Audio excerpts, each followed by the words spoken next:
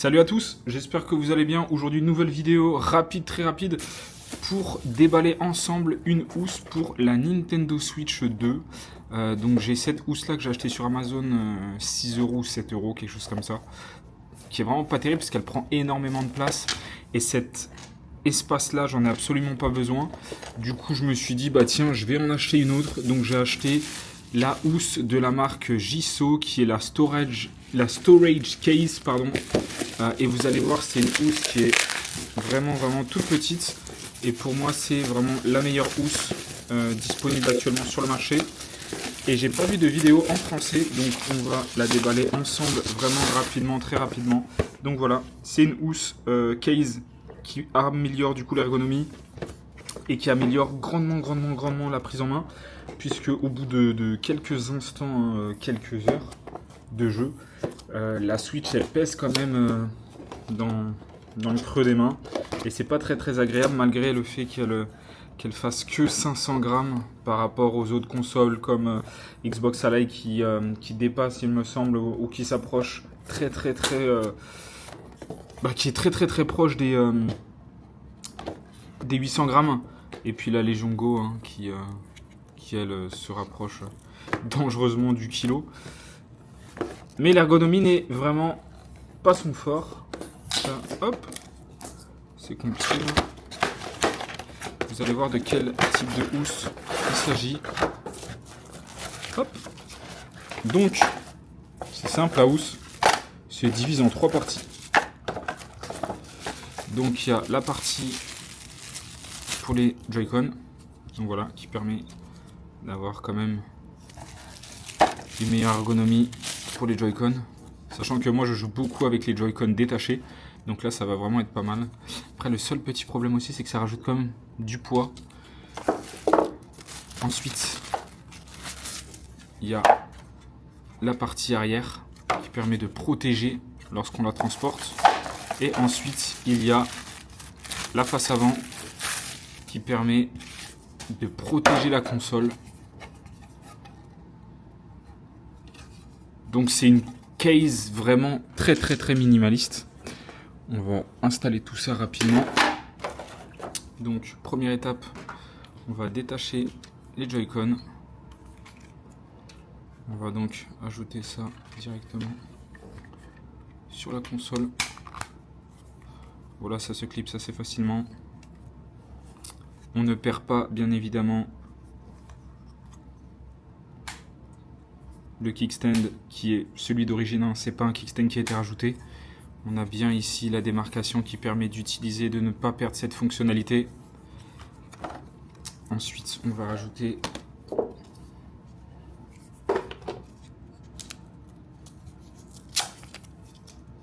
le grip pour les Joy-Con.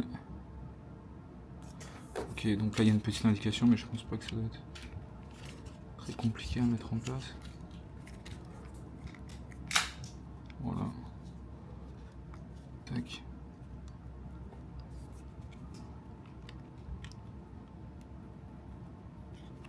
Non, on perd absolument pas en... Honnêtement, l'ergonomie elle est beaucoup mieux. Elle est vraiment beaucoup mieux. Ça va être beaucoup plus plaisant sur des phases longues de jeu qui dépassent les 30 minutes, parce que vraiment au bout de 30 minutes, c'est vraiment pas ouf. Hop, on va rajouter la dernière.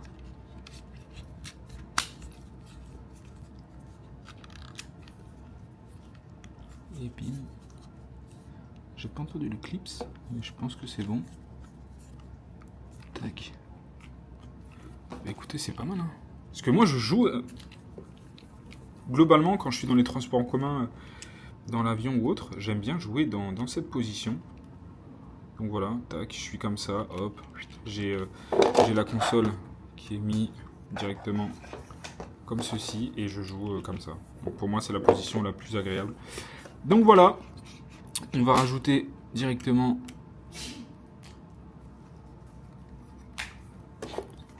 les Joy-Con. Donc les Joy-Con qui sont vraiment bien mis. Par contre ouais, c'est vrai que ça pèse quand même un peu plus, hein. Je pense que ça a rajouté facile. Vous savez quoi?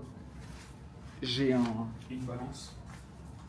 On va voir combien de grammes ça fait.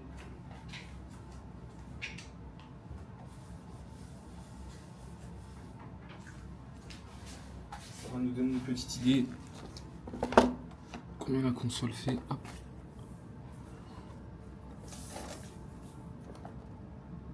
Ouais, ça a rajouté quand même 100 grammes.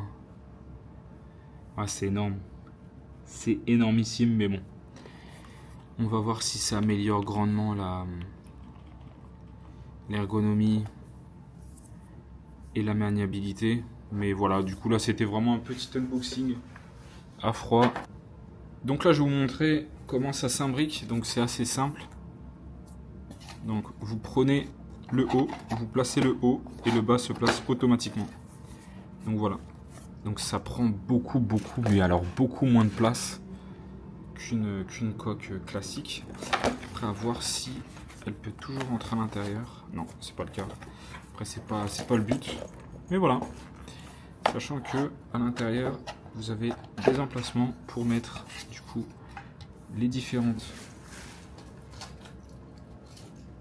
cards ou game key cards.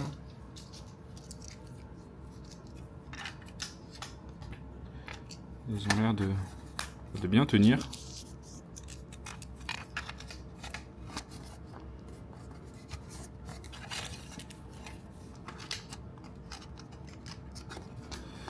Donc voilà. Après, comme j'ai dit tout à l'heure, placez déjà le haut. Une fois que le haut est placé, vous placez le bas. Et voilà les amis, j'espère que vous avez aimé la vidéo. Honnêtement, à froid comme ça, je donne un petit... on gagne quand même pas mal en termes de poids. Hein. Ça rajoute quand même du poids à la console, ça c'est vraiment pas l'idéal. Là je crois qu'on est à peu près à 800 grammes, hein, si je dis pas de bêtises. Je vais essayer de peser tout ça, mais je crois qu'on est à 800 grammes. Ah, on a 802 grammes. 802 grammes, est-ce que ça vaut le coup? Oui, non, à voir sur le long terme. Sachant que sans la coque frontale, on est sur du 670 grammes, donc ça fait quand même pas mal. Mais bon, en tout cas, c'est pour avoir une meilleure ergonomie et pour avoir une Nintendo Switch protégée en tout temps et en tout lieu. Donc voilà les amis, j'espère que vous avez bien aimé la vidéo. La bise.